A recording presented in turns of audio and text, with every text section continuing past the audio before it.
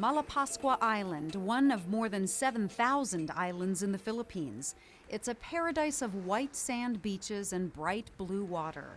That all changed on November 8th, 2013. We are following a major story out of the Philippines, a major storm, a super typhoon barreling across the central island. Super Typhoon Haiyan, wind gusts of up to 235 miles per hour wiped out cities and villages. A disaster of monstrous proportions. I've seen a lot of different disasters in my time, and this one was pretty amazing. The storm created a tsunami-like surge, killing nearly 6,300, leaving more than 4 million homeless. No one died on this island, which is mind-boggling. The scene when we showed up here was just devastation, complete destruction. Typhoon Haiyan barreled ashore, setting its sights on Malapascua Island, blasting boats out of the water. The monster storm wiped out more than 90% of the fishing industry boats.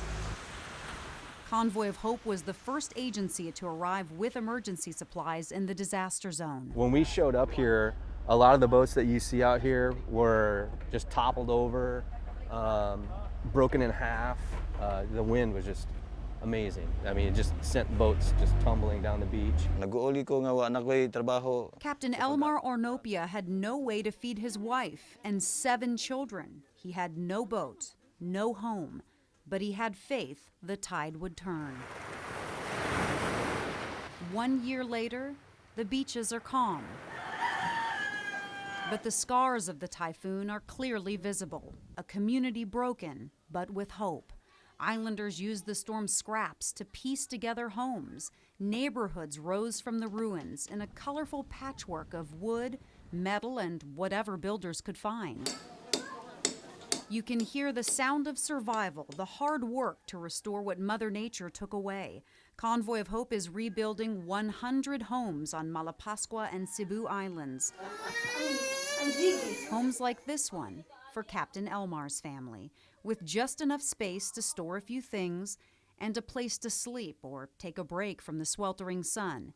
It's not much, and there's little privacy from the kids, but it's home. Thank you for giving a house. And Convoy also gave him a job at the helm of their new boat, Amazing Grace. Across the island, more messages of faith in paint, a symbol of answered prayers after the disaster, new strength for the future.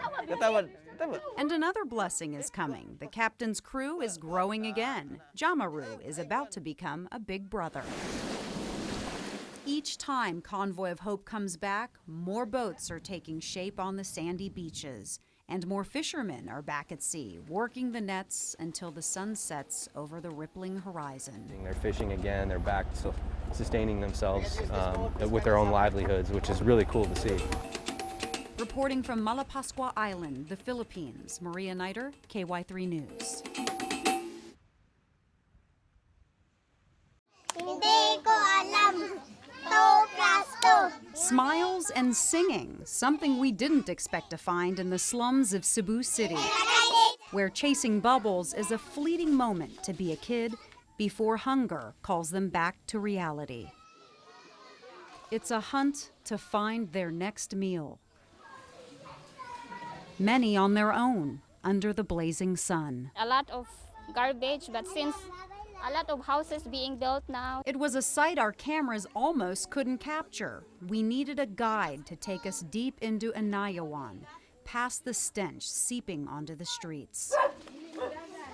Where money is scarce and desperation is the driving force of survival.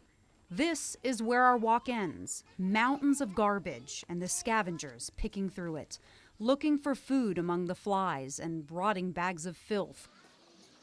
It's a painful rite of passage for children.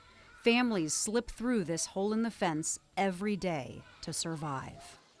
Our guide, Mary Lou Candido, remembers wrapping food in paper and then burning it to kill bacteria before eating it, living off Cebu City's trash until she was 12 years old. Now she comes back to check on the neighborhood children. Marilu says a good day scavenging for hours to find plastic bottles and recyclables netted just $2. So exactly where are your donations going? Convoy of Hope uses part of that money to feed more than 100 children here in Anayawan. And the cost, roughly $10 per month per child. When you walk into a setting like the barangay that we were in today, and you see the way these people live, part of your heart stays there when you leave, and you never forget it. Convoy of Hope feeds tens of thousands of children in the Philippines. Your donations provide a hot meal every day, a simple serving of fortified rice, and full bellies mean better studying in school. But starvation isn't the only threat. Convoy's work with local churches has become a force to fight another danger: prostitution and child sex trafficking. By us coming in and helping them and establishing this children's feeding program, it has given them the open door with the local government to come in and help rescue some of these girls from sexual predators. In this area before, Ami Labajo is that lifeline, a mentor for young girls living in the landfill. illegal drugs is very rampant. When someone comes to them, like offer them money or something, so since sometimes they get tired of like scavenging. Predators target girls as young as 9 years old, tempting them with food, using their desperation against them. Because of hunger, many people turn it to the easy way. Ami's work is part of her own healing process. She's a survivor of childhood sexual abuse. I was like them before, so I would really try to help them in a way that I could. I'm doing this for God and touching lives, so it's really like exciting. Changing lives one meal and one child at a time for a brighter future.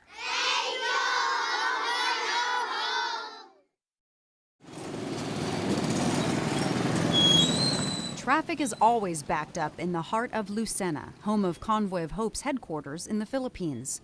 It's a big day at the market. People are unloading fresh produce to sell in vibrant colors right off the street. It's the early shoppers who get the best picks. Fresh food from the garden up for grabs, and just a block away, the slums, where squatters have moved onto city property. As traffic buzzes by, a woman is washing clothes on the sidewalk. Children are naked, and even with so little, a smile from one mother getting buckets of water. Down the street at the marketplace, food as far as the eye can see. The strong smell of meat hangs in the air, and piles of fish ready to sell. This is Honey Lee Rinconada's new life. The 25-year-old was part of the first class to graduate from Convoy of Hope's new business program. So bilang isang dad, my heart is overflowing with joy because now I can help my husband, not just with our bills, but also provide for my kids things that they want. A year ago, she was only making $2.50 a day. Now her income is enough to build a new home and keep her 4 children in school. Life outside the city is less hectic and quiet.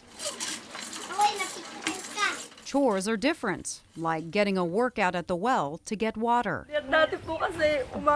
Before, we used to wake up early and I'd have to find somebody to borrow money from so we can have food to eat. Janet Reyes has 10 kids to feed.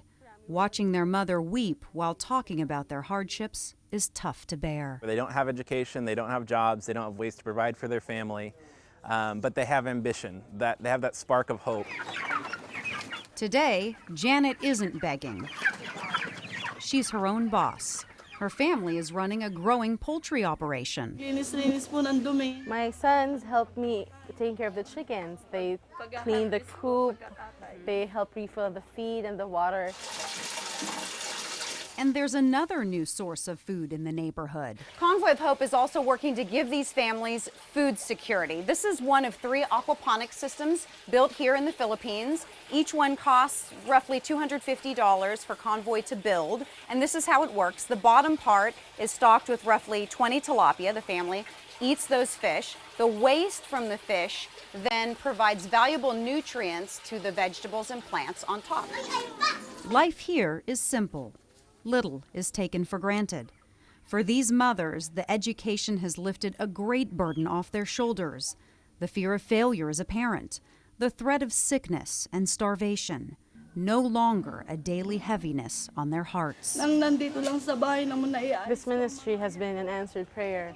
I've been praying about this even before that the Lord will provide me a mode of income. Now the family's nest egg is growing, a mother's tears of joy, a mission of hope fulfilled. Maria Niter, KY3 News.